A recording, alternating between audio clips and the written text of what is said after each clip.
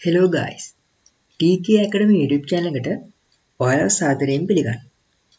අද කතා කරන්නේ පයිතගරස්ගේ මතක උපක්‍රමය අපේ මතකය වැඩි කරගන්න කොහොමද යූස් කරන්නේ කියලා.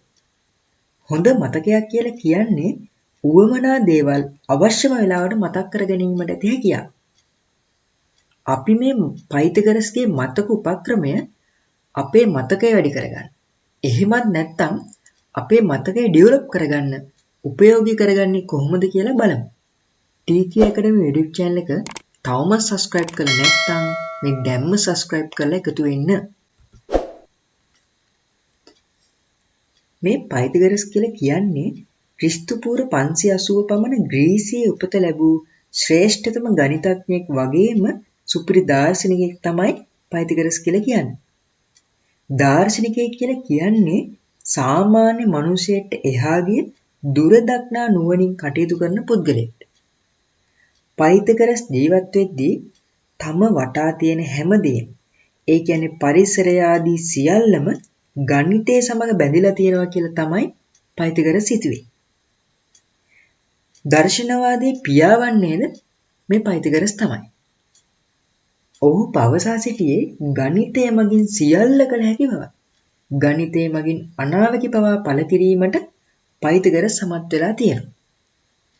පයිතගරස් ජීවත් වුණ අවදියේ මිනිසුන් හිතන් ඉඳලා තියෙන්නේ ලෝකේ තැටියක් කියලා. මුලින්ම ලෝකය ගෝලාකාර බව දක්වලා තියෙන්නේ පයිතගරස් කියලා මතයක් තියෙනවා.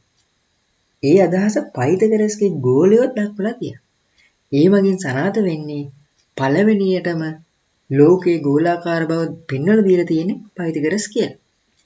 ප්‍රමේය කියන ගණිත ක්‍රමයේද හඳුන්වලා දීලා තියෙන්නේ පයිතගරස්. ඒ වගේ සුපිරි ක්‍රම හඳුන්වලා දීපු කෙනෙක් තමයි පයිතගරස් කියලා කියන්නේ. ඒකෙන්ම පේනවා පයිතගරස් කියන්නේ මොන වගේ බුද්ධිමතෙක්ද කියලා. ඒ වගේ බුද්ධිමතෙක් තමන්ගේ දැනුම නැත්නම් මතකය වර්ධනය කරගන්න පාවිච්චි කරපු ක්‍රමය දැන ගැනීම අපිටත් ගොඩක්ම වටිනවා. මම දැනුමට ආදරය කරන දාර්ශනිකයෙක් බව ඔහු ප්‍රකාශ කරලා තියෙනවා. පයිතගරස් කියලා කියන්නේ ගණිතය ආගමක් විදියට සලකලා ජීවිතය ළඟින්ම තියාගත්ත කෙනෙක්. පයිතගරස්ගේ මතක ක්‍රමය. පයිතගරස්ට ගෝලයෝ බොහෝ පිරිසක් ඉඳලා තියෙනවා.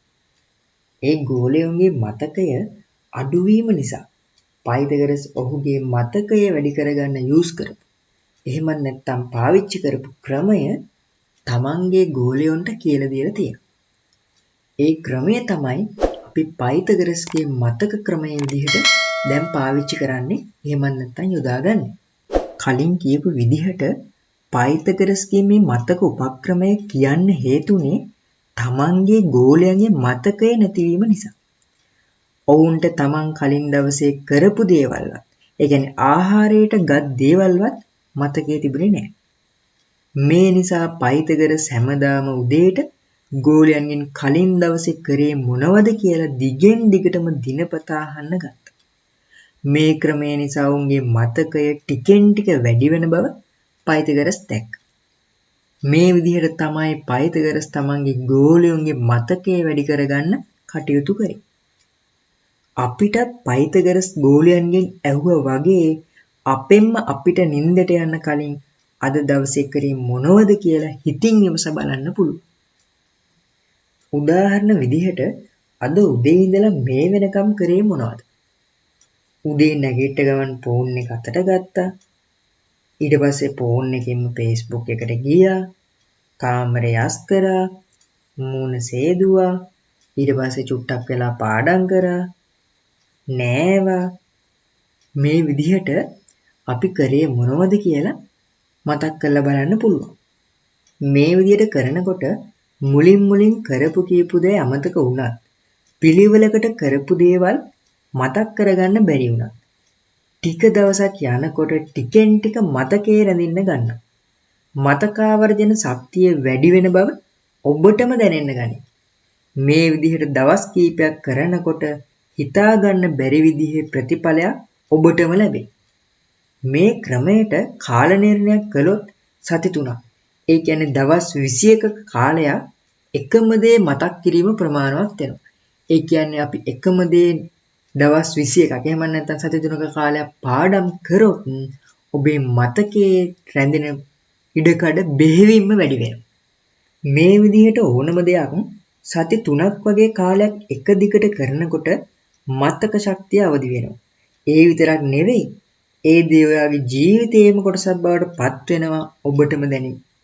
උදාහරණයක් විදිහට විභාගයකට පාඩම් කරන කෙනෙක් නම් මම ඒ වෙනුවෙන් අද දවසේ මොනවද කරේ කියලා දවස අවසානයේ කල්පනා කිරීම තුළින් මම ඒ වෙනුවෙන් වැඩ කරපු ප්‍රමාණය හා වැඩ නොකරපු ප්‍රමාණය වැටහෙන්න ගන්නවා.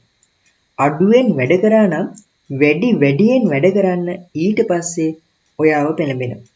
මේ ක්‍රමය නිසා සාර්ථක ඔයාට ඒ ගෝල් එක ඇචීව් කරගන්න පුළුවන් වෙනවා.